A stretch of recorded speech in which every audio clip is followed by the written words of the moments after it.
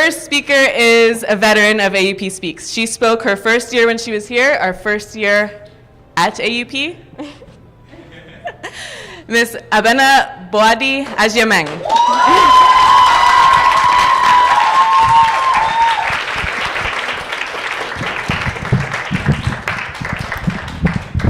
Hello, everybody.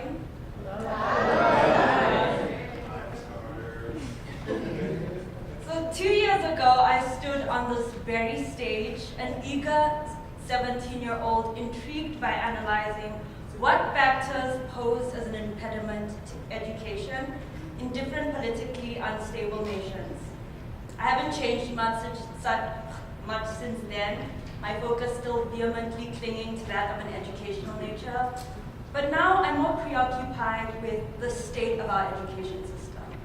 And by our education system, I don't just mean that of the one of the US. I'm talking about education in a global context. Our education systems are severely lacking. They are archaic. I mean, it still perplexes me and more so perturbs me how an education system designed to facilitate the needs of students who look like this is meant to conduce to the success of students who look like this.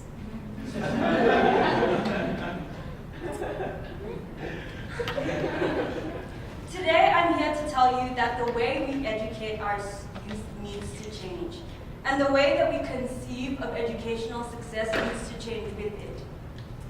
We need to reform the way we think so that we can reform our education systems. We still think of educational success in terms of scores, but success can also be determined by how students grow socially, culturally, or even personally. When we start to tend to the holistic growth of our students as individuals, we start to shift away from this performance-based measuring system. And I know what you may be thinking, where does she get off making all these judgments? But, well, what qualifies me most to speak on this topic is that I'm a primary benefactor of today's educational system, a student. And this student is extremely concerned about the future of education. As a 17-year-old, I founded the Educate a Generation initiative.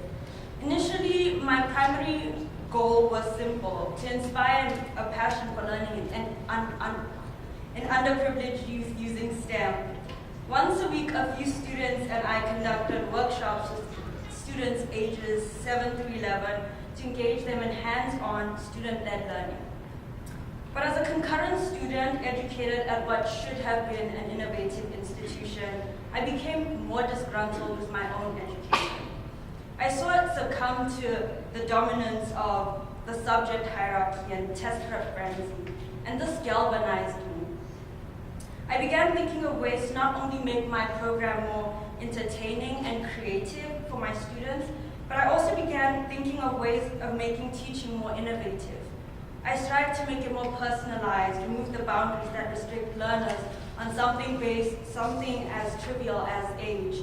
I wanted to give them the freedom to learn what they desired by giving them hands-on activities that enable them to see the implications of more complicated concepts.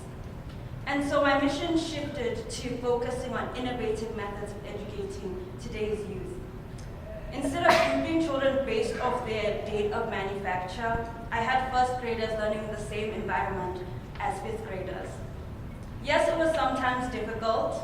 They weren't always intrigued by the same things, but it taught us how to tailor what we were teaching to our students' specific needs. We taught elementary school children about Lorentz forces using monopolar motors and a simple hand rule and the structure of bridges. And every now and again, I would ask the students for their input on what they wanted to learn. When a student mentioned chemistry, I would think of an activity that could be educational while also holding the attention of all the students in the group. So we built models of molecules out of dots, candy, and toothpicks, of course. But in becoming an educator to these children, I was forced to reflect on something greater, the fundamental purpose of education itself. My experiences and research led me to the conclusions that the overarching goals of education can be boiled down into four main categories, being economic, education should enable students to become economically and responsible and independent. Cultural, it should enable students to understand and appreciate their own cultures and respect diversity of others. Socio-political, it should enable students to become active and compassionate students. And lastly, personal. Education should enable students to discover their passions and strengths and engage with their communities. And it's imperative that institutions take these purposes into consideration when configuring the ethos of a school. But instead of doing this, there's a prevailing fixation with the so-called standards movement, which pushes for more standardization in curricula. In trying to ameliorate our education system, the intellectual and creative engagement and facilitation of critical thought is taking a backseat to drilling in certain skills that are deemed paramount by governments. I mean, scores on standardized assessments aren't even an ideal indication of how successful an education system is. Now, take a look at these PISA scores. While the Singaporean education system seems to stand victorious according to these PISA scores, this education system is solely predicated on the transmission of knowledge from student to teacher. From teacher to student, sorry. There isn't much room for discussion and the communication of learning goals, and students aren't necessarily taught how to think, but what to think. The Finnish education system, on the other hand, has been lauded time and time again. Their PISA scores are amongst the highest. Finland's education system is one in which standardized testing is minimal. In fact, there's only one mandated standardized test taken at the end of one's final year of high school. Homework is minimal, and Finnish students have longer recess and spend less time in class, a perk which provides Finnish teachers more time to plan activities and curriculum. These are two glaringly different education systems. One is rigid and firmly rooted in rote learning, in which the teacher-student relationship is reduced to that of transmitter and receiver. The other is lax, and teachers are respected and given the discretion to tailor their education, their curriculums to the needs of their students. Yet both are respectful in different successful in different aspects. One tops the charts of standardized assessments driven by staunch cultural and societal values that render a performative, focused system effectual. The other comes close to topping these charts, but with an education system that isn't nearly as stringent. So how then do we define the success of an education system? Just as educators are struggling to define the success of education systems, I was struggling to quantify the success of the Educator Generation Initiative. I saw all the work we were doing, and I realized that it wasn't enough. Our efforts are necessary, but they by no means suffice. I knew that the purposes of education were multiple. However, we were only really focusing on the personal aspect, helping students to have the self-confidence to participate in STEM. But education must facilitate the multifarious needs of an individual and society. And for some of the students we were teaching, this type of self-directed learning was perfect. But for some of them, it was frustrating and uninteresting. This further emphasized the need to reinvent our education systems and tailor it to the specific needs of our students. So if there are only two things that you take away from this talk, let it be this. Firstly, it's imperative that we change the way we define success in education. If we cling to the notion that success hinges solely on standardized assessments, we risk forgoing the needs of students who thrive when given academic liberty, who are self-motivated and self-directed learners, who cannot be confined to the core subjects of mathematics and literacy, but need a balanced set of classes to satiate their intellectual vitality. Educational success should be expanded to encapsulate the many objectives of education. Secondly, we need to change our mindset when it comes to education. Education is not an industrial process. It's an organic one. It must be inventive and dynamic and able to change depending on the needs of society. There's no one education model that can be used throughout the globe. Each education system must be tailored to the societal and cultural values of its citizens. The same methods that educated me cannot be used to educated my parents cannot be used to educate me. And the means by which I'm educated will not be suitable for the generation that comes after me. And that's fine, but these changes need to happen. Our industrial education is not outdated because it was made for people who now look like this. It's outdated because it was meant to address the issues of an industrializing world. In an age where we face problems that demand the most creative minds to address the most pressing issues, we need to maximize the innate gifts of each individual. So I'm not done with the Educate a Generation initiative. I realize that there's still so much more to do. Education is a critical component of human culture. Human beings evolve. So why has the progress of our education systems remained stagnant for so long? We need to think deeply about the purposes of education and what its objective really is.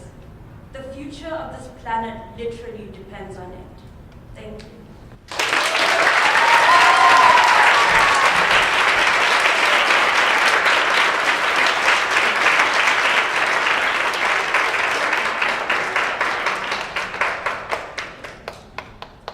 On the same subject, we're now going to hear from Ms. Mylène Mong, who's entering her 12th grade year, also a veteran from our first year.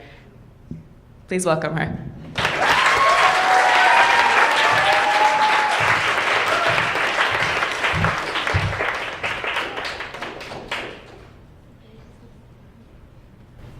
Education is key.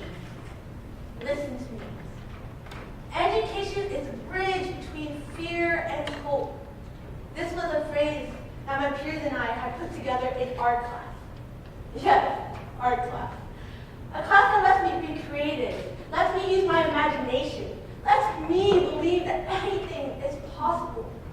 An outlet that me, myself, and some others can express ourselves.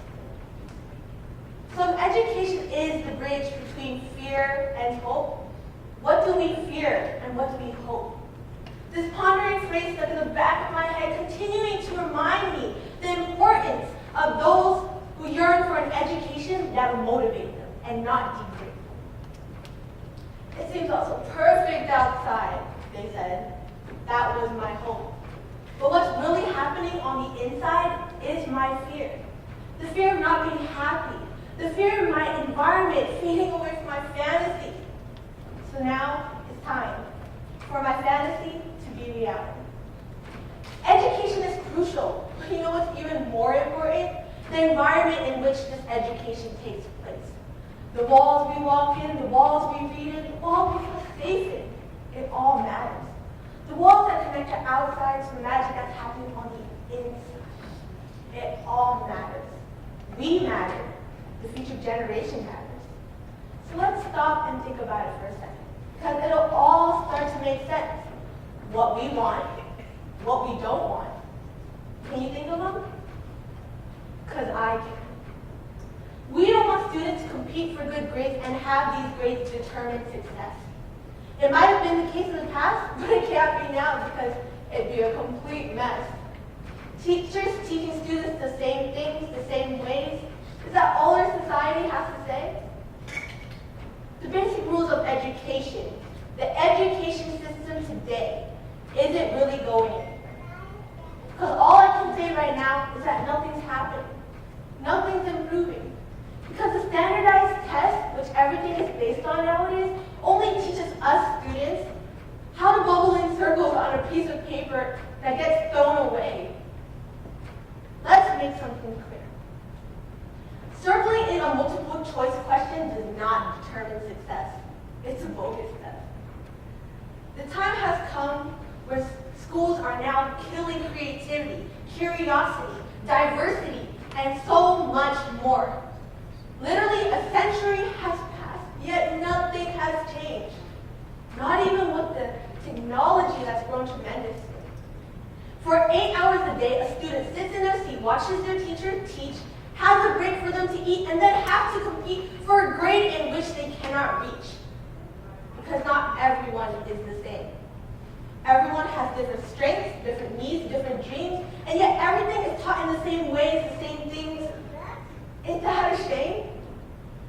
I picture a school that's eco-friendly, one that has solar panels as their source of energy, an interactive curriculum that gets students excited, not so that they can despise it, and a group of teachers who are so passionate to the point where they feel like they can be our advocates. There are so many students in the world who can't go to school, who don't have opportunities, and this must change. A change in the system. A change to those who have to conform to what they have to do and not what they want to do. I want students to be able to go to school because they want to, not because they have to. Just like Singapore, there is a way for our system to soar. For me, a system that soars starts with you, your passions, your needs, the different things you want to succeed. So again, what do you fear and what do you hope? Because education can be the bridge that connects both. So I stand here today to tell you that you deserve the very best. Educators who care, peers who like to share, and a school that's built to achieve and be fair. Thank you.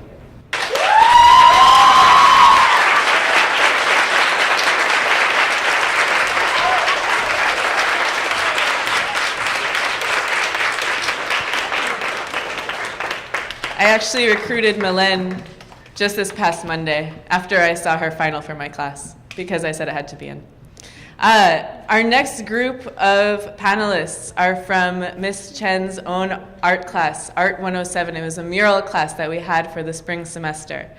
You can see the mural over here as well as on the screen, but I'll let them explain the true meaning behind it. Please welcome Daria, Mylène, Victoria, Dudun, and George.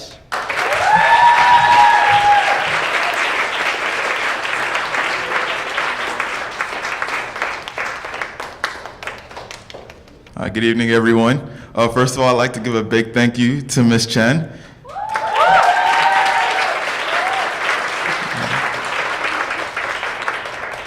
All right, so the mural on display.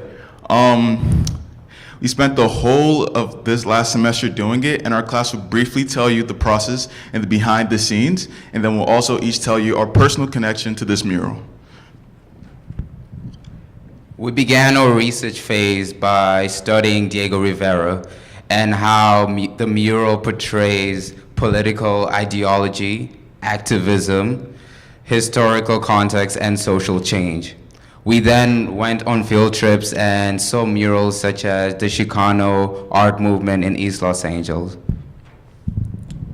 All right, we then studied different elements of the mural: symbols, narratives, perspectives, and action. Our class then journaled and studied different issues that are pertinent to today's social political climate: race, religion, class, gender, sexuality, and education. These discussions culminated in the formulation of the message we try to convey through our mural. Education is the bridge between fear and hope. And then came our next step, which was collage phase. It took us a couple of weeks, maybe even a month. It was really hard. Each one of us brought at least 10 images, and since all of us have very different interests and different messages we wanted to share, it took us a couple of weeks to make sure that all of those images go well together on the actual canvas, and we also wanted to each share a certain message. So it was pretty hard, but we did it, and yeah, it was probably the longest process. I hope it works. Next came the projection phase. During the projection phase, we used the grid technique to actually translate our collage onto the mural. Grid technique is a technique frequently used in arts. So to use the grid technique, we first outlined the grid on our collage. And then we made sure that we use equal proportions and we move it onto the canvas. We have 6 students in our class, and each student was assigned one of the 6 parts of the canvas to paint. So the work you can see on the right and on the left is the work not only of individuals but also of collaborative, because each of us came up with certain message that we wanted to convey.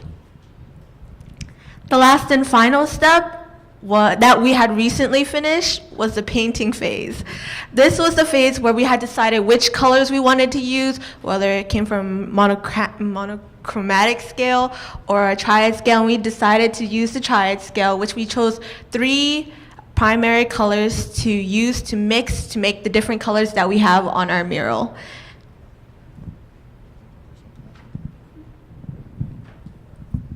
Well, my favorite piece in the mural has to be the 2 reaching arms. The 2 reaching arm portrays faith and hope within the darkness that surrounds us. It portrays how we see certain aspects in our life so close to the eye, but so far that you can't read. It further shows the message of the mural of how education is the bridge between fear and hope. If you look to the bottom left, you can see 2 sets of hands making a heart sign. This was done by George, don't be misled, but I put up the idea for it, and basically what led me to this was thinking about some of the biggest issues facing the Black community, and one of them being homicide. Unfortunately, the leading cause of death for Black men between 15 and 34 is currently homicide. And so instead of having the Bloods and Crips, I believe, having their gang signs, we had heart signs in the name of unison. Okay, so I was put into this class just to fulfill the requirements, just like almost everyone on this stage. So you can tell that I wasn't that excited about it, and it was quite a challenge for me because first, I'm not artistic, and second, I didn't want to be. But I was kind of forced to do it, and as days went by, I actually really enjoyed the process. I'm so proud of us that we did it, not really having any art skills. I don't know.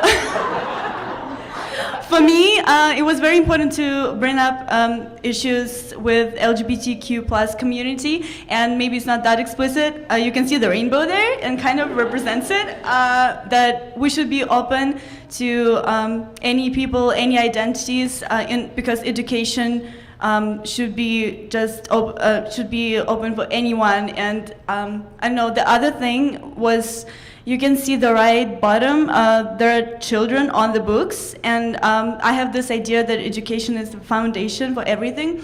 And here you can see the symbol that those children are all running on those books, and the books serve as a floor, as kind of the foundation for the success, friendship, and diversity. And all of those symbols, I think they add up good together, and I don't know, I really like it. I think I had the same issue in the beginning. I'm much more of a science person than I am of an artist. And there was one message I would really like to convey. From doing my research, I found out for biology, I found out how Native Americans are frequently underrepresented in many areas of science.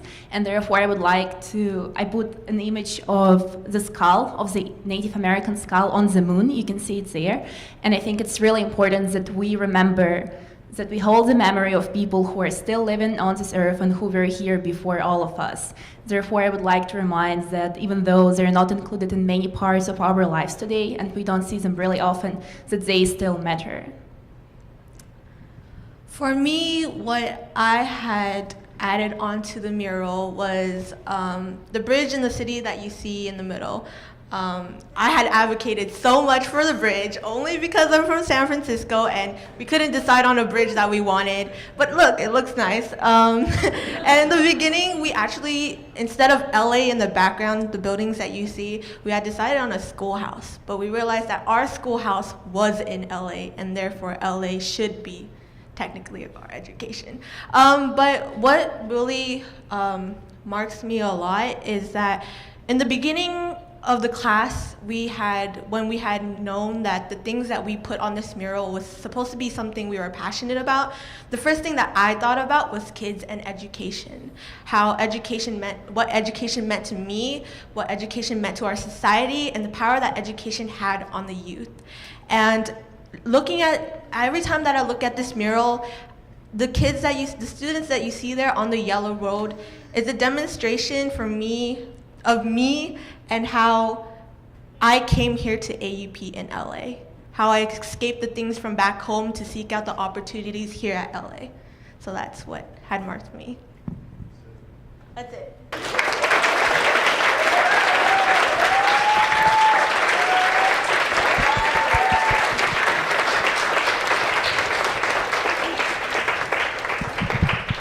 So if you didn't catch the theme of the first quarter of the show, it's education. And we decided to lump these presentations, which were totally divergent before. They were not connected. They did not try and collaborate with each other. They each did these on their own. The reason why we put them together in the beginning is because I think as educators, and I think the students know this as well, that the truest thing in the world is that learning comes in so many different ways. And this year in particularly, as in past years, we've seen growth come from the most unexpected people and places. The next two performances are a testament to this. They will shift away from the theme of education in one way, but they will show it in another. I'm extremely proud to bring up both Lisa and Annie. They're going to do their own pieces one at a time, but I'm not going to introduce them separately because they really do speak to each other. So first we'll hear from Lisa, and then we'll hear from Annie.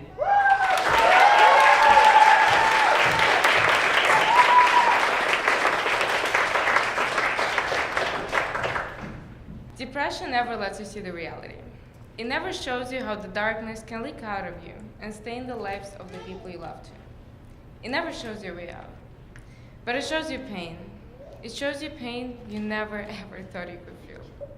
Pain that seems to get stronger, and every day you try to fight it. Pain that is tireless and that demands to be felt. It shows you emptiness that suffocates you with every breath you beg yourself to take. Emptiness that drowns out every little bit of hope you had left in you. Emptiness that makes you believe you're going to feel numb for the rest of your existence. Depression is not an illness. In your mind, she's alive. Her heart is beating from the breaths she keeps stealing from you, and with every agonizing day, she crawls under your skin and deeper into your veins until she has poisoned your blood. Depression is a personal demon. She makes you forget your goals. She takes away that special feeling you used to have in the evening when you sat in the kitchen with a friend drinking wine. She destroys the way you used to laugh with your whole body, the way your shoulders shake uncontrollably, and the way your smile reaches each ear.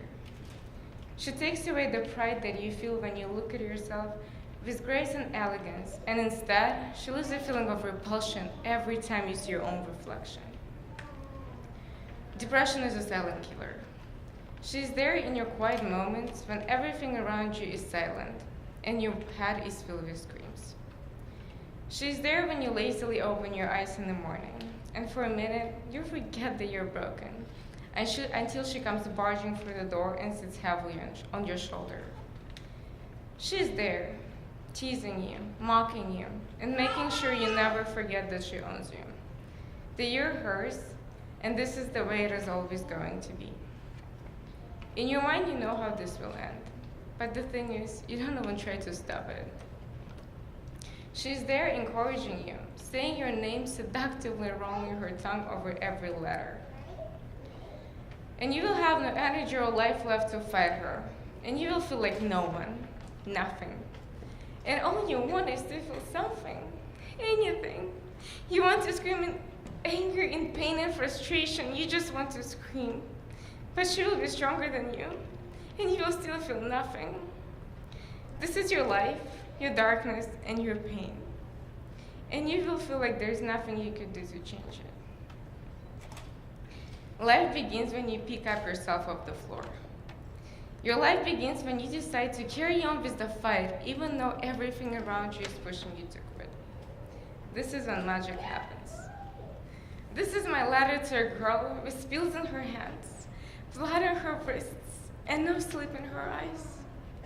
Keep breathing till the moment you find yourself laughing again and the darkness fades away for long enough so you actually enjoy it. Keep breathing till the time your therapist looks at you and smile of assurance that you're stronger now. Keep breathing till the day your breath is a sign of relief. Keep breathing till you feel happiness, excitement, anger, and every other emotion that goes for our living bodies. You're not always going to be broken. Smiling will feel natural again. And the numbness that you became so used to will fade away, allowing every wonderful emotion go through your entire body. You will dance and sing and laugh again, and it will be as easy as for you. Do not create an ending in the middle of a chapter.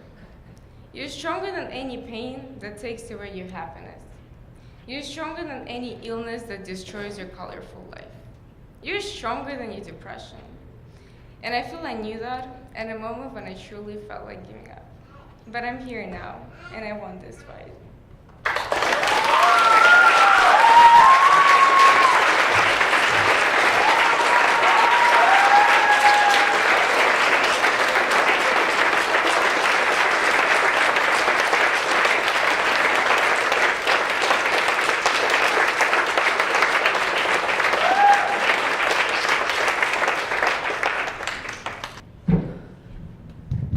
Hi everyone. Okay, so my speech has 3 parts to it. So for the first 2 parts, there will be pauses in between each one.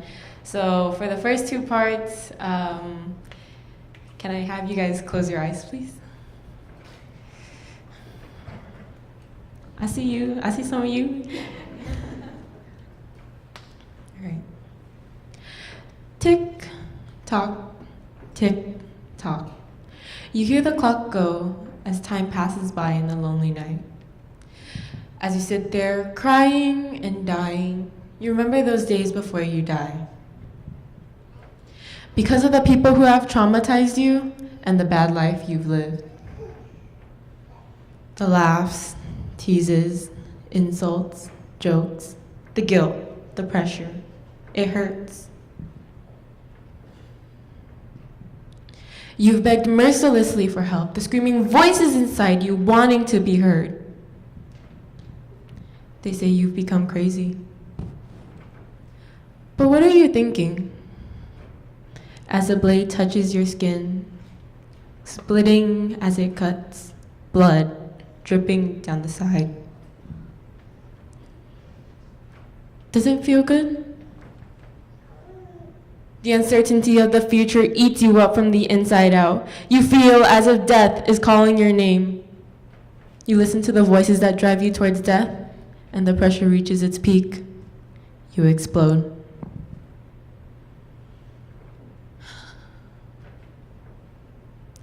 When you look at yourself, what do you see? Worthlessness, shame, guilt, inadequacy? Or humiliation, exposure, and rejection? A hopeless future, perhaps? Someone who can never be who they are? I'll never be a somebody, so maybe it's better if I stay a nobody, because no one cares anyway. Even the closest ones to reach to feel so endlessly far away. Those so-called happy days have all been dead to you, numb to your feelings. Every day you lose thought of the world and you just want the pain to go away. You try to do so by sleeping, cutting, drugs, and of these, death feels like the best anesthesia there is to offer the pain.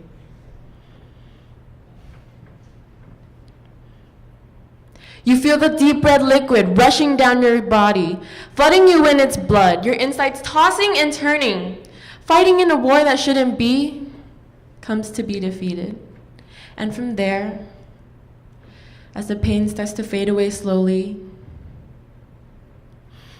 as your thoughts become numb to your mind, and the light of life fades into the darkness of death. When you choose to take your life, who do you think of? Did you know that there were ones who cared? The ones that loved you the most? There was always someone to reach to. There must have been. Someone to talk to. But you just couldn't.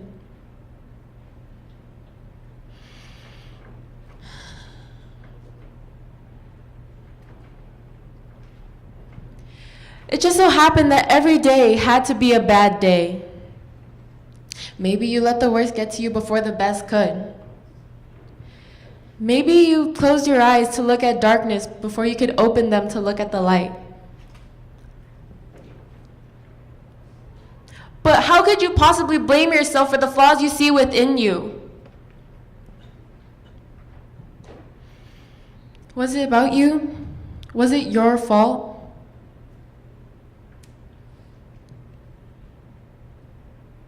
Could it have been out of your control? Why were you affected by the situation? Has anyone ever told you that you couldn't be yourself? There were times when you listened to them, and there were times when you didn't. Did you listen to them? Why couldn't you listen to them? Why did you have to suffer alone? Is that what you're saying? We have all gone through what you have to an extent. There's someone in this world who has gone through exactly what you have.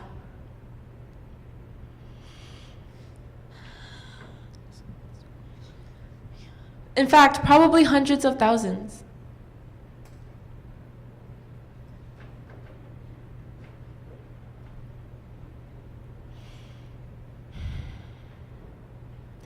Although people may not understand at first, it takes time. It takes time to go through life. But why don't we give that a chance too? Why do we make such rash decisions before we're able to think it through?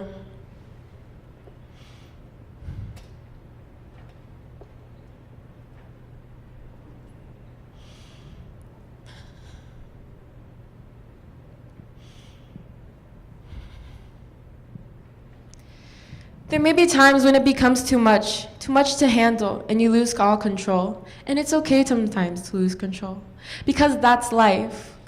We try to escape life by whatever means when it drags us down into it, when it becomes real. But why escape when you can live?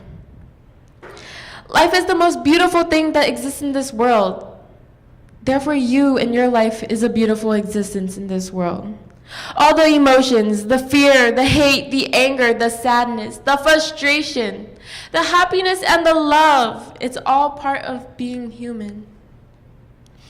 All right, you guys can open your eyes now. How are you guys feeling? Did you guys see it coming?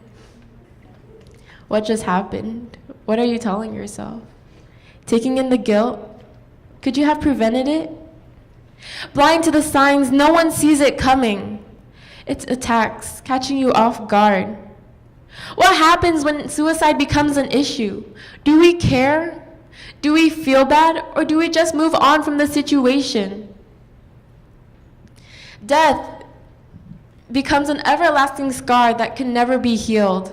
The injustice of death will never be served after all that's happened. What did I do to deserve this? Why did they do it? I don't understand. Why? Maybe something you should ask yourself instead is, what could I have done something to help? How can I prevent this? Can I stop this from happening again? Maybe I should reach out. It's time to make a change. Start from the small things. Don't just talk. Start from the small things. Observe and talk. Don't just listen and advise, but understand and empathize. Don't just console and hold, but embrace and welcome. Hold on and never let go, because you can never let go. Thank you.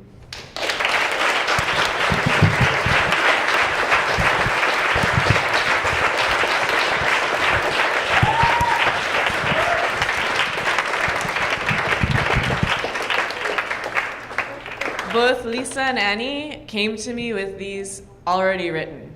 And I was astounded because I'd never actually seen such beautiful words from my students on paper. So I was very, very proud, hence why they're here today. Our last animation, our last video before we take a brief intermission so you guys can walk and get some water and everything, will be by Phyllis Lee. Phyllis is a 9th grader, but do not let that fool you. She's one of the most talented digital media and arts students that we have. And she came in this way and she's only been improving. Phyllis, can you please stand and give a wave?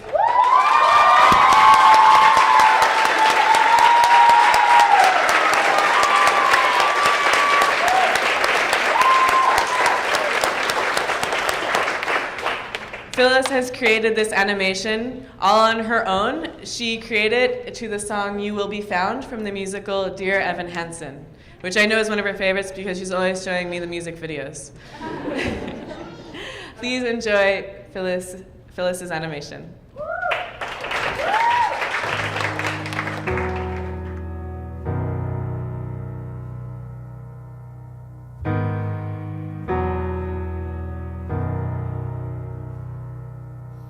Have you ever felt like nobody was there? Have you ever felt forgotten in the middle of nowhere? Have you ever felt like you could disappear? Like you could fall and no one would hear?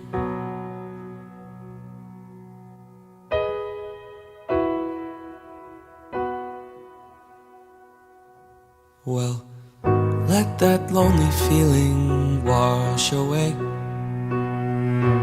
Maybe there's a reason to believe you'll be okay. 'Cause when you don't feel strong enough to stand, you can reach out your hand. And oh, someone will come running, and I know they'll take you home. Even when the dark comes crashing through, when you need a friend to carry you, and when you're broken on the ground, you will be found.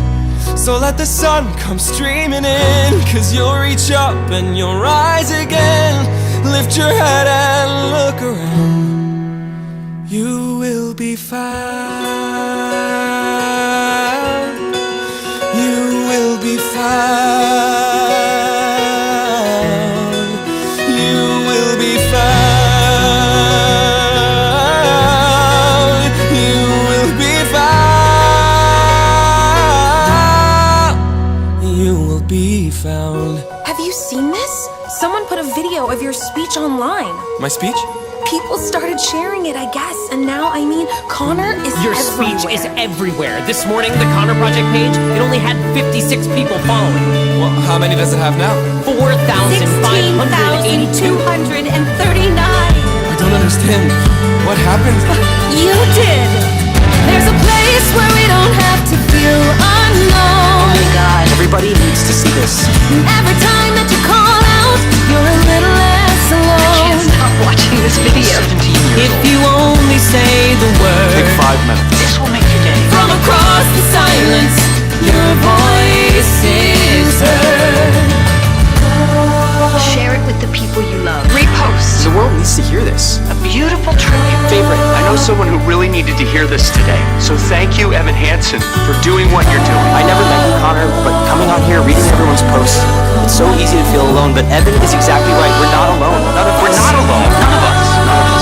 None of us are alone. Well, especially now, with everything you hear in the news. Like, share it. Repost. Thank you, Evan Hansen, for giving us a space to remember Connor. To be together. To find each other. Sending prayers from Michigan, Vermont, Tampa. Sacramento. Thank you, Evan Hansen. Thank you, Evan. Thank you. This is awesome. Thank you. Evan Hansen.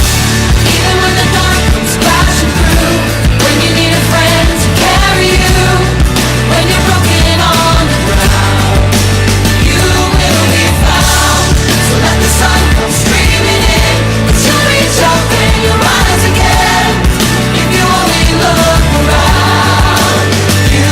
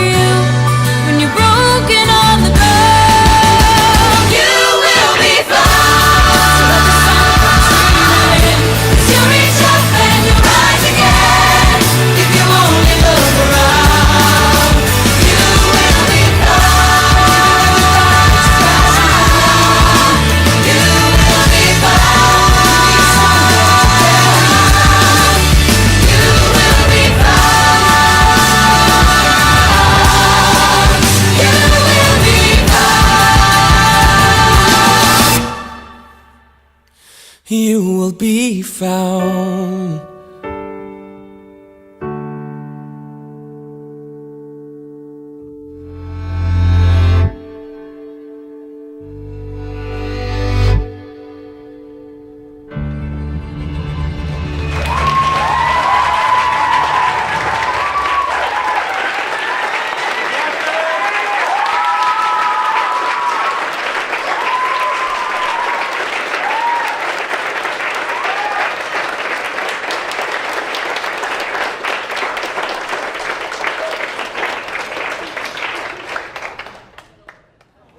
We're going to start off our second half of the program with a music performance from our students who are also concurrent students at Colburn School of Music, Ms. Charang Ma and Alan Yen.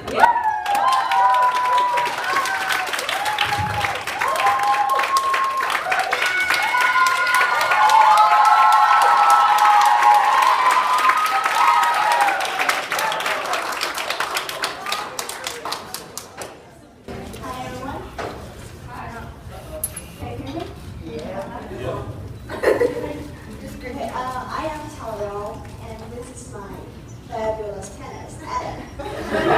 Who is actually a chest. Okay, today we're performing the third movement of Santa Barbara's Ballet Concerto. But before I start talking about this piece, I want to ask you guys a random question. Well, it might be weird, but I still want to ask if you guys want to be my friends. Well, yes. Yeah. Okay, let me explain. I know you guys are super confused. So, my friends always cheer for me when I go on the stage. But since I feel I didn't hear enough cheer for me.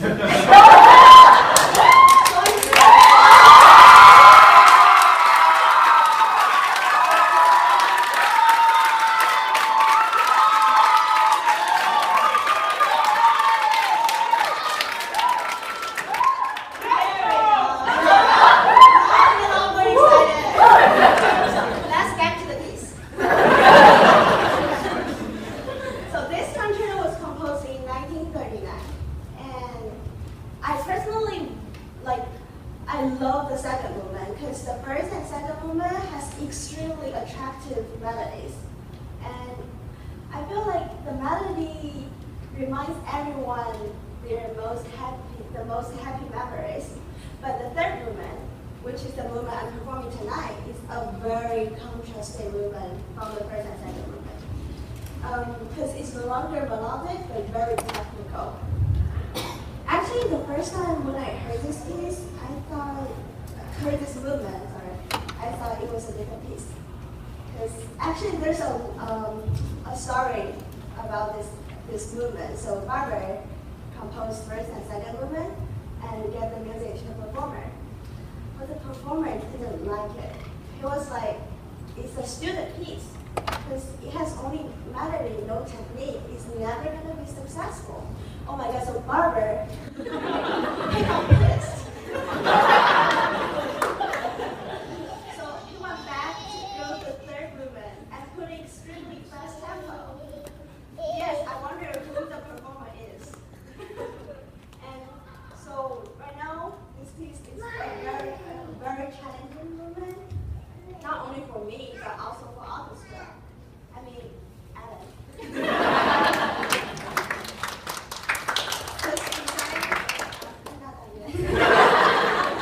Besides its very fast tempo, it also has very cheeky and capricious rhythm. So, yeah, I actually have a lot more to say, but my hands are pretty cold. So, yeah, I hope you like my playing and love this piece. Thank you.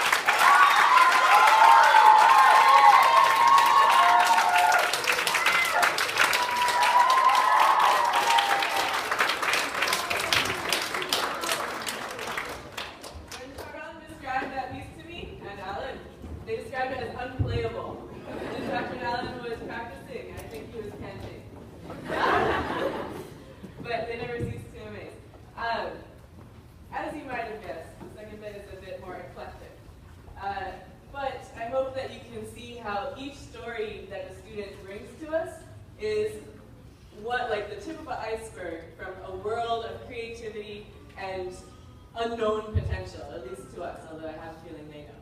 But what's even greater is when they are next to each other and their performances and their speeches and their skills complement and build off of each other to create a greater narrative. This is the magic that we see in the classroom, and it's why we want to bring it to you today. Our next performance is not a performance, it's another animation. Miss Cindy Fegg has been working on the topic of happiness since she came here. Very concerned with the well-being of others, very true to her nature, she's a compassionate individual. She created this narrative on how we can be happy. Even more so, she offers it as a gift to the senior class.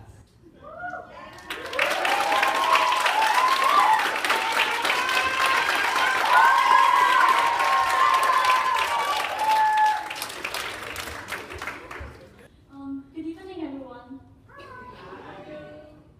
Let me start my presentation from two people who inspired me. One is my uncle, the other one is my grandma. It was at least 5 years ago. I met my uncle who just broke his leg. I said to my uncle, "It must be painful, uncle. Hope you feel better."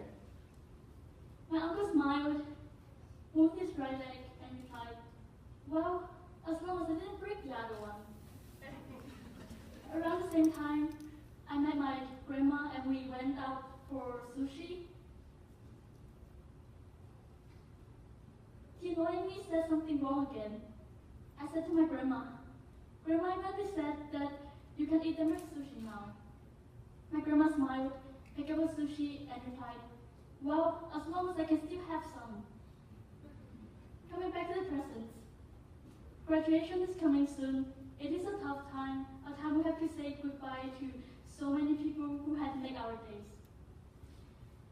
Saying "I will miss you" might be hard, and for me personally, it is not easy to say the thank you without emotional fluctuation.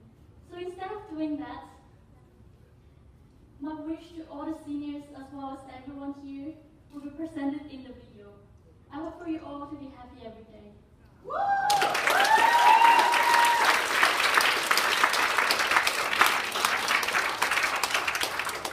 And I hope this little city video can inspire you a little bit, whether it is by the city drawing or the verbal presentation. Thank you. Sugar, parents, Coca-Cola, transcript, hamburger, hot dog are the main characters of today's examples. Here is the scale of level of satisfaction. When we were 3 years old, we think a candy is the greatest gift we can get in the world. At the age of 10, we still love and obsess on candy, but it is not the only obsession anymore. At the age of 20, we still like it, but it is not attractive anymore. At the age of 40, we just put the candy away. At the age of 80, candy brings back all the memories from childhood. It is such a pleasure to eat one candy but not following doctor's recommendation. At the age of 3, we admire our parents a lot and believe that they have superpower. At the age of 10, we sometimes like our parents, but sometimes not. As we get older and older, we lose our affections on them even more and more.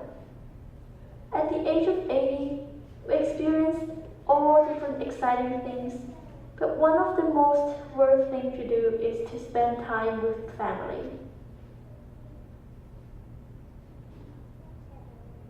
The more thirsty we are, the more we feel the magic of Coca-Cola.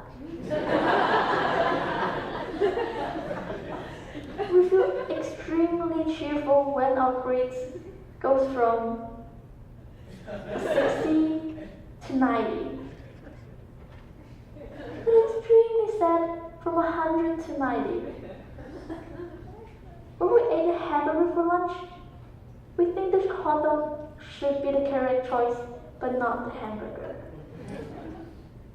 I do not know if you noticed that I was intentionally using we think, we feel, instead of it is, or they are. Because the sugar may be different size, but still taste sweet over time. Our parents may grow more white hair, but they're still who they are. The Coca-Cola, transcript, hamburger, hot dog did not get any chance to change. But our perspective changes our thoughts on them, and believe they're what we think. Although our perspective has an incredible influence on what is good and what is bad, changing the perspective may not be hard. It is only the illusion of our perspective that makes us compare and overanalyze what is the best and what is the worst. The illusion always leads us to think of things as more consequential and drastic than they actually are. And we turn a lot of hypotheses into truth. Our ability to shape these illusions holds both potential disadvantages or advantages. The biggest disadvantage of this is making everything you have as the worst, and everything that others have as the best. We compare ourselves to others and feel badly. We should avoid it and remember that it is just a hypothesis that our mind tricks us into believing is true.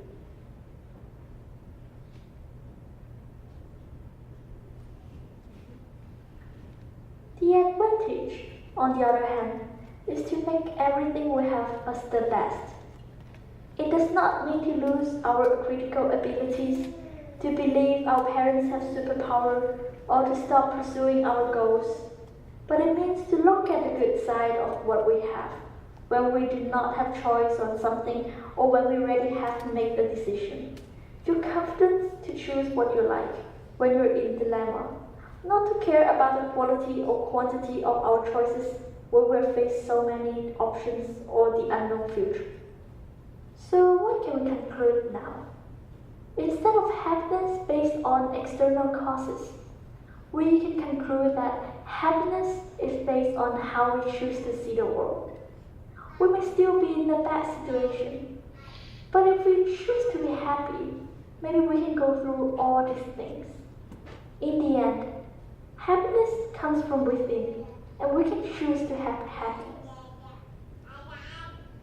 Now, we can just relax and enjoy our life no matter how bad a situation we are in, or no matter what society considers a bad situation. We're willing to pursue the life we want. More importantly, we choose to happily enjoy the process, because we all understand that the choices do not matter. While external causes do have the power to control our satisfaction, our happiness is not dependent on them. Our internal satisfaction is way more powerful than the external causes if we believe in ourselves. The end.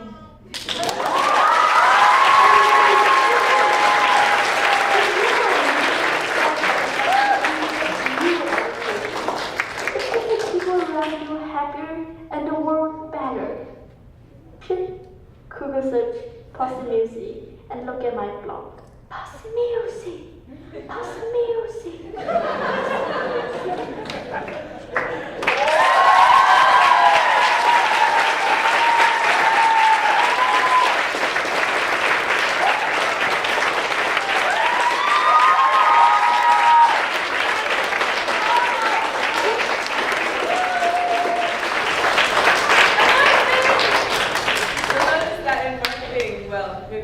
You'll notice that throughout these presentations, they're giving us some implicit messages, or very explicit in some cases. How to be happy, among other things. Care about each other. Our next presentation comes from Zaid Imtiaz.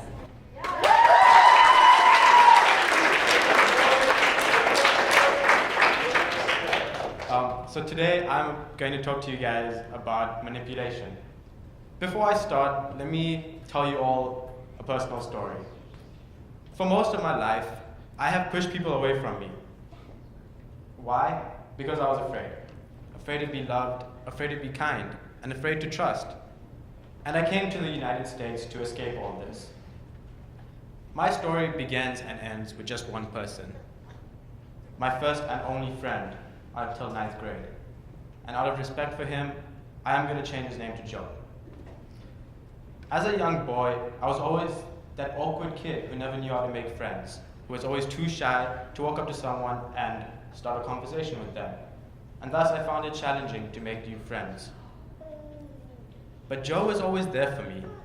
He was always so kind and so helpful that I considered him a brother. And I even told him everything. I mean every single thing, all my secrets and all my family's secrets. But eventually, I began to hear these secrets come out from other people. And rumors spread, and my family soon became the outcast amongst the Sri Lankan community, who are a very tightly wound and conservative bunch. My dad warned me that I shouldn't be friends with Joe because he suspected him of spreading these rumors, and he thought I would get exploited again. But I foolishly defended him. I told my dad, no, Joe would never tell anyone anything. He's my best friend, and I trust him. At the time, I didn't know that Joe could have been the only person who could have told these secrets and spread these rumors.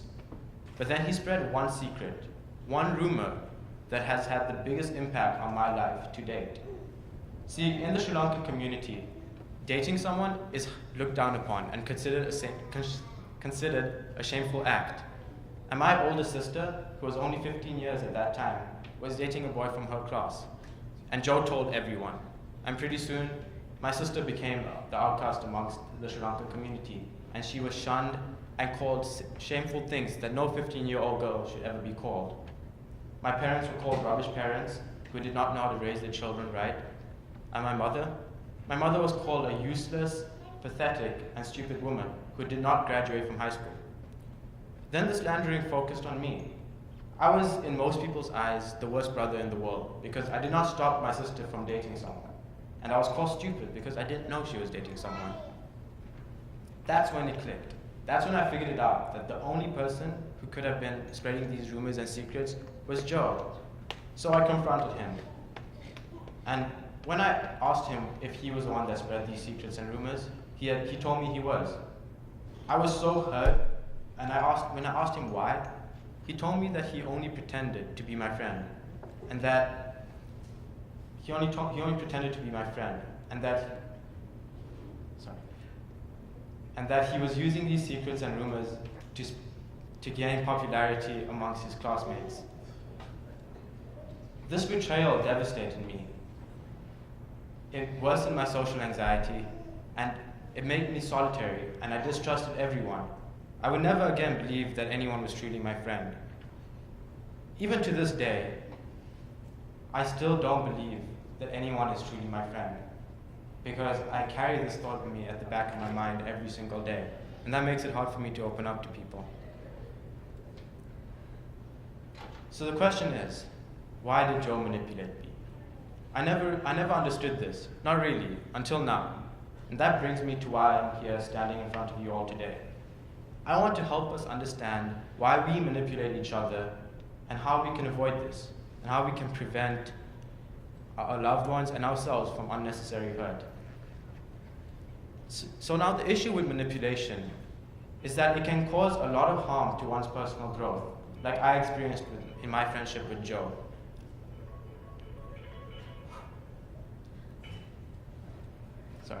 Like I experienced in my friendship with Joe. It can ruin relationships and friendships, and it can hinder your ability to create new relationships because you're constantly afraid that you'll be taken advantage of again. But why do we manipulate? Is it because we're afraid? Do we want attention? Do we want to control things? Or could it be a combination of things? We as humans are not always able to control what happens to us. And out of fear, we try to control everything around us, like people, so that we can have some sense of control, of power over our life. The fear that we are not in control, the fear of the unknown, of failure, of never achieving anything that you desire, can lead us to take advantage of and harm other people through distrust and lies. The fear that we don't belong, that we are unworthy, that we are not worth anything, and that we don't deserve true friendships, and we are not good enough for anyone else. It is human tendency to want to be on top, to want to be superior, and sometimes we fear that we are inferior, and we try to do something about it, such as forcing power or rule over someone else so that we can achieve superiority. Jealousy also comes pretty easily to us, and sometimes sometimes when someone else is always in the limelight, we feel forgotten. And we try to win back attention by any means possible. Egocentrism. Egocentrism is also natural. And we may allow our inner child's mentality to control us because we believe that the world revolves around us. And we get frustrated when this doesn't happen. Manipulation can come in many ways too. It can be harmless, but it can also be extremely harmful. And it is important for us to be able to identify these ways in which it occurs. In its most harmless form, manipulation could be a friend who is guilting you into mending a broken relationship with a family member or another friend. Or it could be a friend just guilting you into giving college a chance. Now, in its most harmful form, it could be someone who pretends to be your friend just so they can reap the benefits of that friendship. It could be because you're rich, or it could be because you're easy to push over and will do anything they ask for. And it is important for us to know how to spot manipulation in our daily lives. We use a variety of ways to manipulate each other. And here are some of the most common ways. We use guilt to get others to do what we want. We make you think that you're bad friends for not doing what we want. This is called guilt tripping. And we make others doubt themselves. We shape their whole reality and we make them believe that theirs is wrong and ours is right. This is called gaslighting. And we butter everyone else up. We give them compliments and we show them admiration. And we use this to get them to do what we want. This is called flattery. And it goes hand in hand with guilt tripping. Sorry. Now, you may be asking yourself, why? Why should we care? And why do I care? Well, being manipulated isn't fun. It can haunt you for the rest of your life, and it can hinder your ability to trust again. And as a community, we should care about this as it happens more often than we think. Maybe your children are being manipulated. Maybe your family members are. Maybe you are. So I leave you with this message to think about. Are you the victim or are you the perpetrator? Thank you.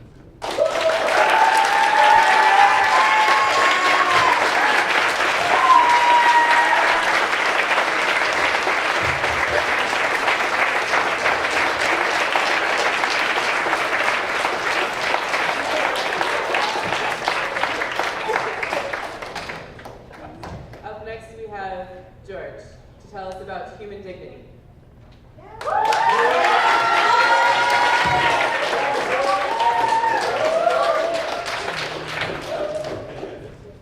Wow, I never thought there'd be this many eyes on me.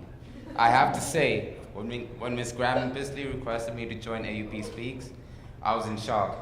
Questions went through my mind like, what shall I do it on? Will I make something in time? It wasn't until she simply told me to do it on something you're passionate about.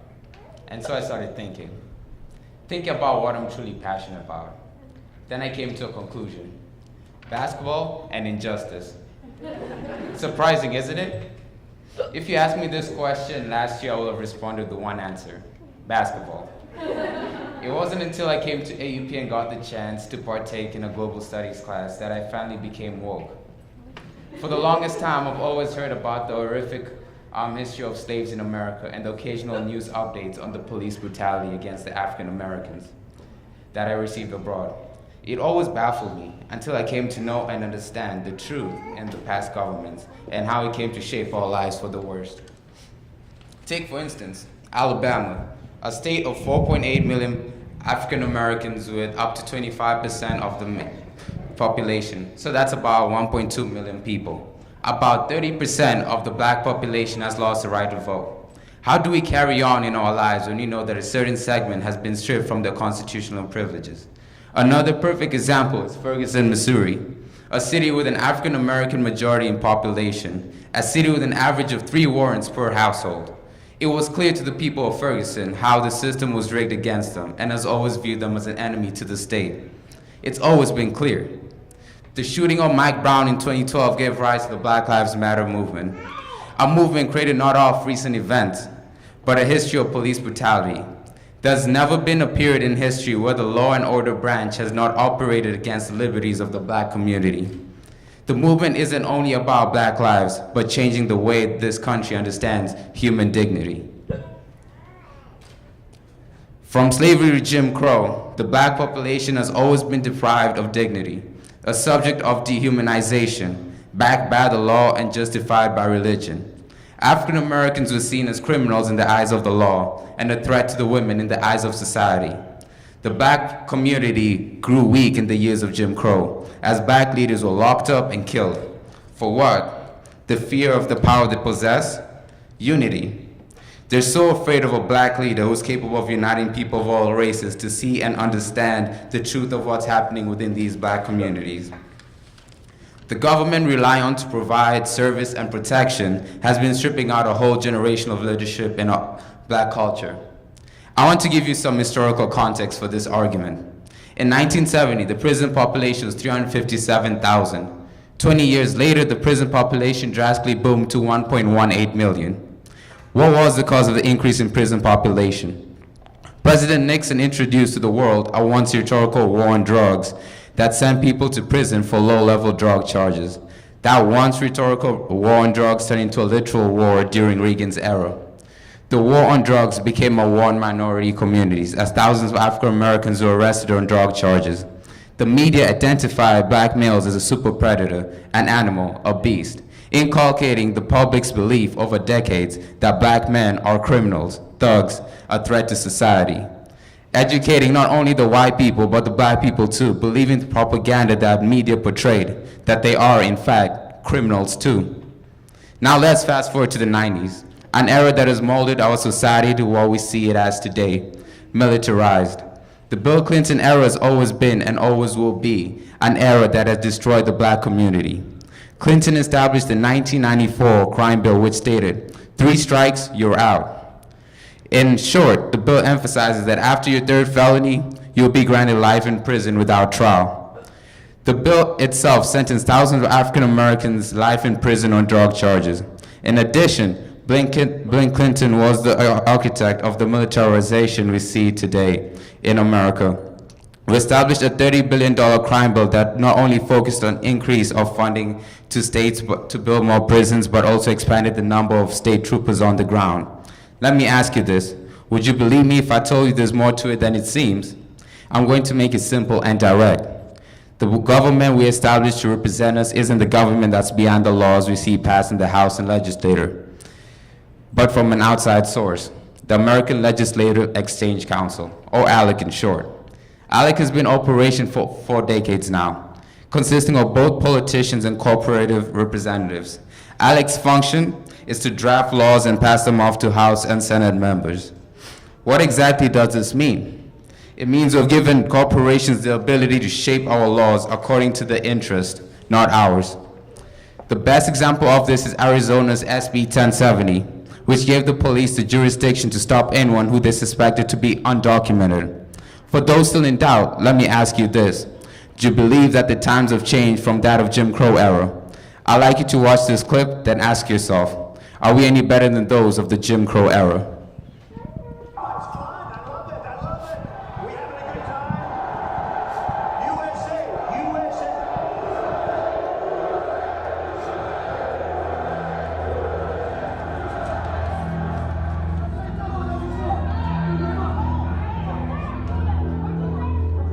Knock the crap out of him, would you? Seriously.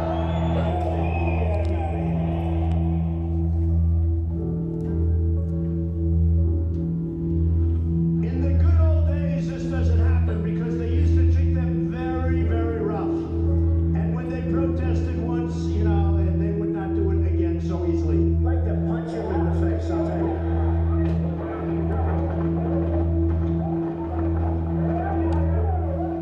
I love the old days. You know what they used to do to guys like that when they were in a place like this? They'd be carried out on a stretcher, folks. Not true. Well, the next time we see him, we might have to kill him. In the good old days, they'd rip him out of that seat so fast.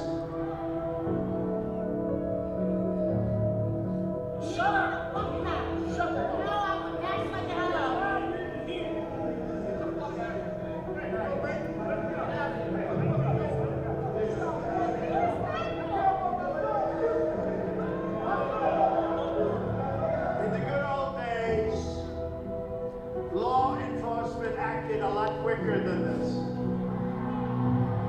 A lot quicker. And we're going to enforce the law, and Americans should remember that if we're going to have. I am the law and order candidate.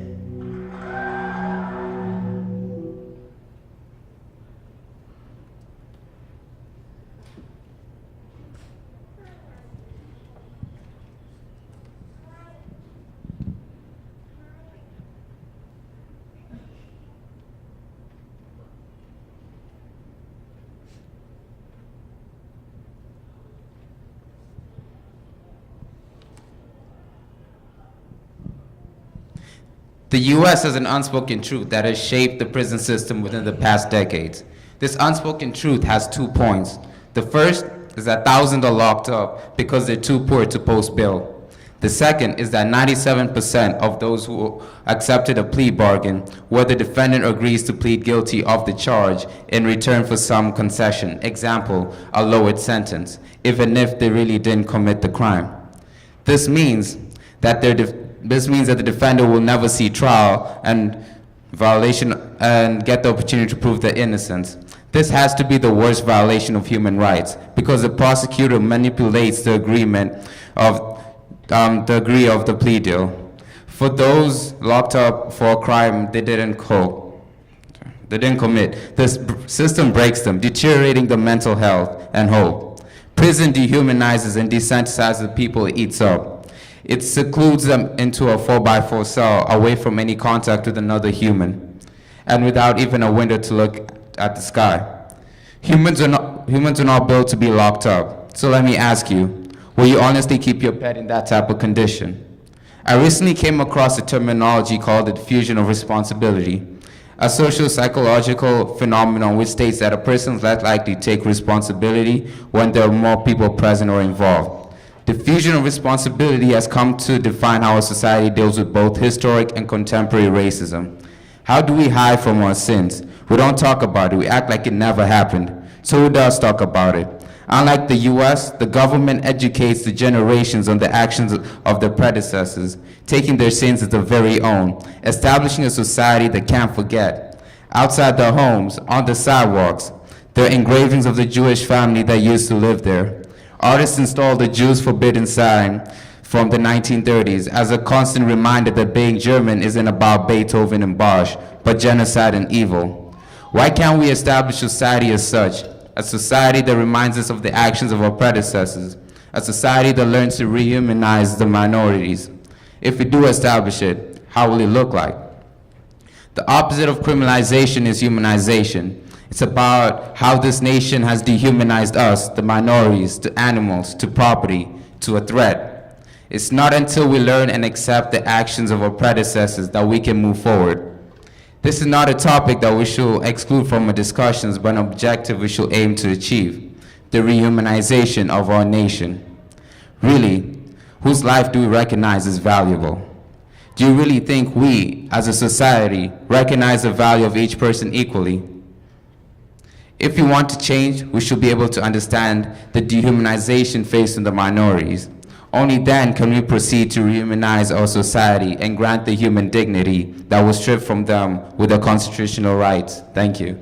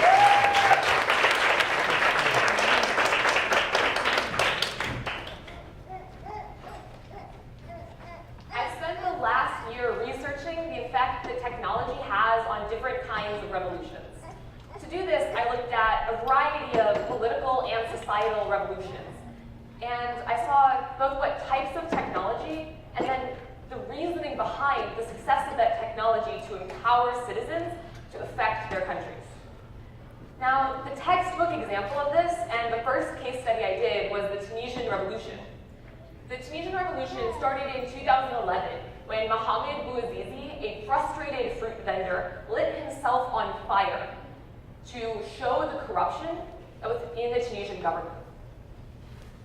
Of course, images of his actions spread online quickly and enraging the other citizens of Tunisia. Soon, people gathered in large demonstrations and protests in numbers that had never been before. Of course, the police were upset by this. The government wanted to suppress it. So large amounts of police brutality were taken against everyday citizens protesting legally. But instead of limiting the protests as the police had intended, these horrific images spread online, empowering citizens even more. As these images spread and more people organized themselves using technology, protests in mass sizes of even 100,000 people in a relatively small country took the president down. President Ben Ali resigned just a couple of months after the revolution began. But the revolution really didn't end there, because the people in Tunisia inspired the Arab Spring, a time of almost a dozen Middle Eastern countries coming with large demonstrations and protests, having both successful and unsuccessful revolutions. So, how did technology allow all of this to happen? The reason I got interested in this topic was because my close friend from Tunisia told me that the revolution wouldn't have happened without he and his friends' cell phones. Why was that? It's important to remember that none of this happened because of cell phones or technology. It happened because of the years and years of frustration and corruption in these different societies. But technology just empowers people to have the effect they've always wanted to have. And there are 4 core benefits of technology. The first is safety. The internet and technology allows people to communicate, a lot of times with anonymity, or at the very least in a way that the government cannot hear them. In Tunisia, this was very prevalent with the case of police brutality. Of course, if you had to go outside and try to stop the police brutality with just your voice, the police would have suppressed you. But online, they couldn't stop the images being shared. They couldn't stop the outrage. The second is impact. Technology and the internet allows people to communicate faster and with more people than ever before. In Tunisia, this allowed for the large demonstrations that happened. As I said, the largest protest, just 2 days before Ben Ali, the president, resigned, there was a demonstration of 100,000 people outside his front door. And it wasn't just because it was organized online, but as the images of people coming out and taking a stand inspired everyone else to come out. The next is content. Content is key when inspiring people. Images and information can be shared freely online. And in Tunisia, this is how the revolution even started. As the image of Mohamed Bouazizi burned was spread around the country, people were empowered, inspired, saying that if he could light himself on fire, at least I could go and protest. Finally is scope. Technology allows you to connect with almost anyone in the world.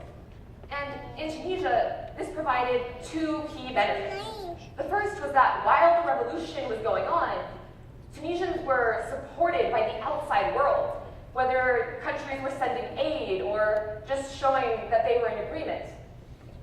And the second way was inspiring revolutions in their area by showing their story and showing that it is possible to have a revolution that is successful in an undemocratic country. For all of these reasons, technology is the greatest fear to an undemocratic government. By limiting what people know, governments think that they can control their citizens, and technology takes that away. Censorship eliminates the impact that people have by limiting the content, and it limits the safety that people have through taking comes with technology. By being able to impact these various areas and the various core benefits of technology, it is completely a threat that governments are terrified of. And because of that, a lot of them have turned to censorship. Censorship is the single thing that allows governments to impact all of the 4 core areas. So whenever you think of censorship, maybe you think of North Korea. North Korea is notorious for having no technology for its citizens to use. There's no access to the internet. They don't know what the outside world is like other than just from stories they've heard from their friends. And of course they have no idea how to organize a revolution because they've never seen one happen. Okay, maybe you think of China whenever you think of censorship. They are notorious for blocking access to certain popular sites like Google and Facebook. But beyond that, they're limiting what people are able to talk about. Just this past year, on a popular app in China, WeChat, it's kind of like Facebook Messenger, there was news about messages not being sent. You can see in these screenshots that you can send individual words, but the second you send a phrase or something similar to China is arresting human rights defenders, the message doesn't go through. Anything that is controversial about the government is simply blocked with no information being sent to the sender or to the receiver. It eliminates conversations. And by doing that, you're eliminating the effect and the organization that people can have. I was doing all of these case studies from all over Europe and Asia, the Middle East, places that you would think that might have censorship. And then suddenly something happened. The news articles I was reading were about right here in the United States. Kind of crazy to think about, because we love to talk about our freedom of speech that we have here. It's First Amendment right. But increasingly, in the United States, we are talking about limiting what people can say and where they can say it online. In one of the most recent, in our most recent election, Donald Trump said that he would limit where ISIS recruiters were able to go online to limit the impact that they had. While that might seem logical, the most common place where ISIS recruits is on Twitter. Now, I don't know if you guys use Twitter, but I'm obsessed with it. And the thought that Donald Trump was going to close off Twitter is pretty frightening. But beyond that, it's important to recognize as a First Amendment right that by limiting one person, you are setting a precedent to limit everyone. And this wasn't just something that happened once in a debate. It started to actualize. After the election, there were a variety of Twitter accounts that came about that were called alt-government accounts, where they were rogue government employees who were sharing their views against the current White House. Now, there was one particular account that was an alt-immigration account that was tweeting things that were very anti-Donald Trump and his immigration policies.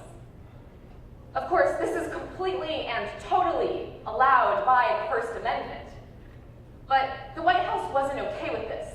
They asked Twitter to unveil the anonymous user, therefore taking away the safety that is so integral to the internet and its effect on revolutions.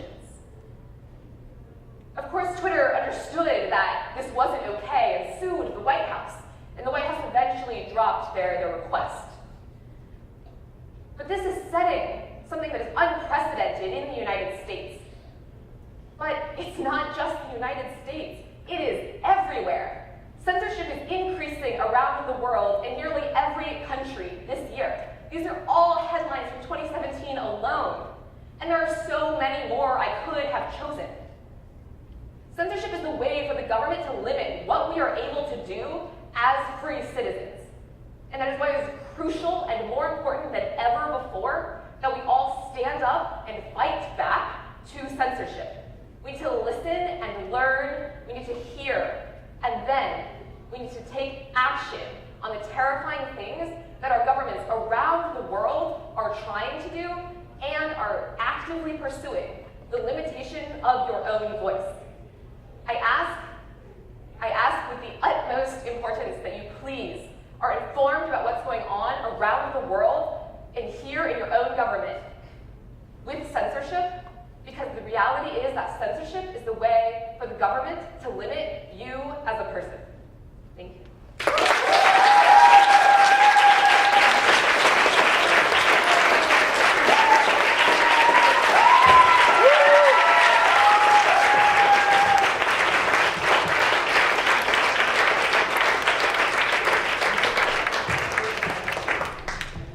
Ladies and gentlemen, I know it's Friday, it's almost 9 p.m., and the first thing you wanted to do was hear about human dignity, censorship, and of course, our next speaker will also wow you.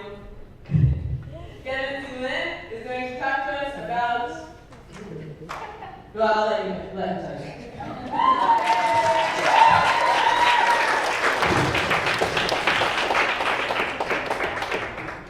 you. Men are trash. Are you offended by that? Well, have you ever catcalled a woman and gotten angry when she didn't respond? Have you abused a woman before? Or known a friend who was beating his wife and you didn't say anything? Or have you even encouraged him to get his wife or girlfriend in line? Or brought a woman drinks willingly and then expected her to go home with you? Then, if any of these apply to you, then there is some trashiness in you. We cannot deny the fact that all these things that we consider to be very little do contribute to the problem of misogyny and oppression. Men Are Trash is a movement. It is an anti-patriarchal movement dedicated to overturning the oppressive systems that harm our sisters, systems that men consciously and unconsciously enforce. And let's just be clear, the movement is not meaningless man-hating or against those men who strive to help women succeed. But it has everything to do with calling out the world of fear that we have constructed for women to walk through. It all started with this story of Karabo Mokoena, a 22-year-old woman who disappeared on the 28th of April in South Africa. Her family filed a missing persons report and pleaded for Karabo's safe return home. She was later found dead, her body burned. While Karabo's boyfriend initially joined the search with her family, he later confessed to the murder. Karabo's death did lead to something beautiful though.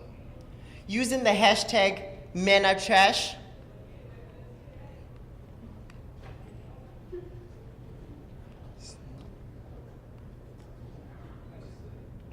can you keep, okay. Using the hashtag Men Are Trash, women started coming out and telling their stories of pain that men had inflicted upon them. These were some of the most heart-wrenching stories that I have ever heard. One woman said, I told a guy to stop touching me at a party. He punched me in the face and fractured my face. One woman said, hearing my mom scream being beaten by my dad. My neighbor broke into my apartment and tried to rape me. At age 3, my teacher made me kneel under his desk. One woman said, I can't even talk about it. It's that bad. The sheer number of stories that came out led to the hashtag becoming more popular, and this did spark up a conversation. But the conversation was not always productive. It became a battle of men trying to justify why they were not trash. It's not all men. I don't do these things. It stopped being about the women and their experiences. But I'm here to tell you that we can change this by embracing feminism. For me, feminism is about switching up gender roles and sexual norms. It's about eradicating sexism and misogyny and empowering women. So, why men should join feminism? Most men think, I can't be a feminist, I'm a dude. I can't support women's rights, but it's because feminism is not really my thing. My life isn't really affected much by feminism. Well, I've got news for you. Even though women are oppressed in many ways, and let me be specific, many ways that men are not, the system of traditional gender roles that we live in harms all people. This includes you. Don't think so? Well, ask yourself the following questions. Have you ever felt insecure because your body wasn't big enough, strong enough, or slim enough? Pressured to be tough, aggressive, competitive beyond your comfort zone? Ashamed of your interest in cooking, fashion, dance, or some other activity because you were afraid it would make you look gay or it's for girls? Helpless when dealing with feelings of sadness, hurt, and shame because you were taught to believe that emotions show weakness and that real men help themselves. Afraid of being called a sissy or a wimp. Ambivalent about what it really means to be a man. If even one or two of these things is true, then you need feminism. As I said, all men have been hurt by the traditional gender system. You may have accepted these realities as normal, as part of being a guy, but you should have the freedom to explore beyond the rigid boundaries of traditional masculinity and choose for yourself what aligns with your own values. So you can laugh, cry, dance, and love. Embrace your friends, lovingly nurture your kids, make mistakes so that you can be beautiful, be vulnerable, and be free. So you can be yourself. For those that know me, I have never really let these masculine norms stop me from being myself. But even then, I found myself constrained and restricted by men's unspoken dress code. I realized it stopped me from flourishing and being my best self. But not anymore. I don't want to feel insecure or scared that someone is going to judge me. I want to be able to dress in what I want and not be told, oh, those are female pants. And I want to feel comfortable with what I'm wearing. I have found a new balance between my masculine side and my feminine touch. And this has truly been a beautiful experience. Being able to connect with my emotions and relate with both sexes from different perspectives. But to conclude, I would just like to ask the men in this room to try something different.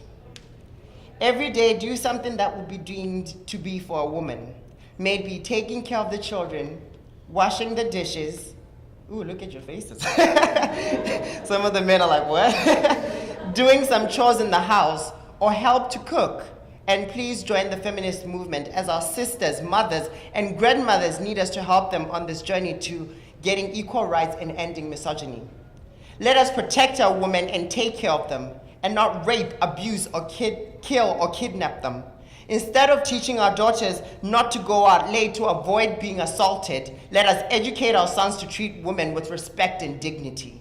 Let's call out our friends and relatives when they call women bitches and sluts and beat their wives.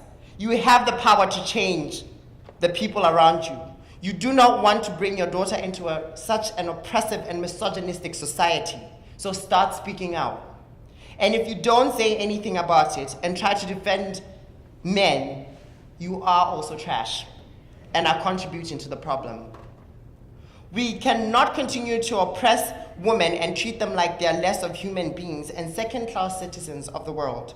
We should all be treated equally regardless of sex, religion, gender, race, and any other physical attributes. I hope that my words today have not fallen into deaf ears, and I was inspired by my own experiences and the #MEnAreTrash movement, and I'm happy to introduce to you my upcoming fashion label, Muji, which is geared towards breaking gender norms and making clothes that all sexes can wear and feel comfortable in. Enjoy.